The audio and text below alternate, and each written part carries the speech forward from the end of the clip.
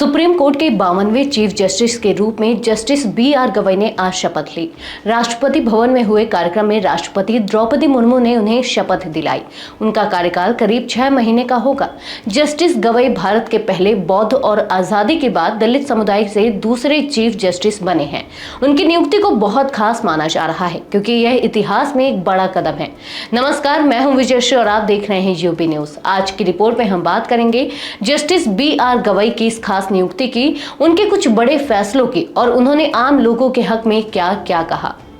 Justice Gavai Maharashtra से हैं और उन्हें सादगी, ईमानदारी और संविधान में गहरी आस्था के लिए जाना जाता है। उन्होंने कई ऐसे फैसले दिए हैं जो देश में चर्चा का कारण बने। सबसे पहले बात करते हैं बुलडोजर कार्रवाई की। उन्होंने कहा था कि किसी की भी झुग्गी या दुकान बिना कानूनी प्रक्रिया के तोड़ना गलत है।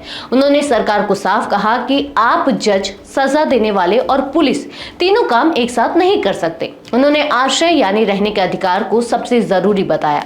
जस्टिस गवई उस बेंच में भी शामिल थे जिसने जम्मू कश्मीर से अनुच्छेद 370 हटाने को सही बताया। उन्होंने कहा कि यह फैसला कानून के अनुसार है।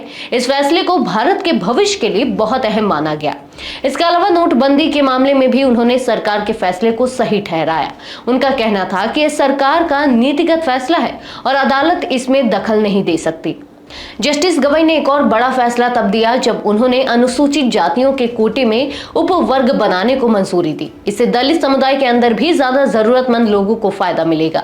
उनकी सोच हमेशा आम आदमी, गरीब और वंचित वर्ग के पक्ष में रही है। उन्होंने हमेशा कहा कि कानून सबके लिए एक जैसा होना चाहिए, चाहे वो अमीर हो या गरीब।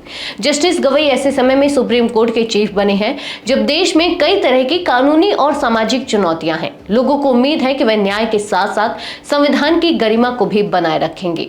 हालांकि उनका कार्यकाल छोटा है, लेकिन उनके फैसले और उनका अनुभव सुप्रीम कोर्ट के लिए बहुत काम आने वाला है। उनकी नियुक्ति से देश में एक अच्छा संदेश गया है कि कोई भी व्यक्ति मेहनत और ईमानदारी से सबसे ऊंचे पद तक पहुंच सकता है। आज के लिए बस इतना ही। यूबी न्यूज आपके लिए लाता रहेगा देश विदेश से जुड़ी ऐसी ही तमाम खबरें। तब तक के लिए धन्यवाद।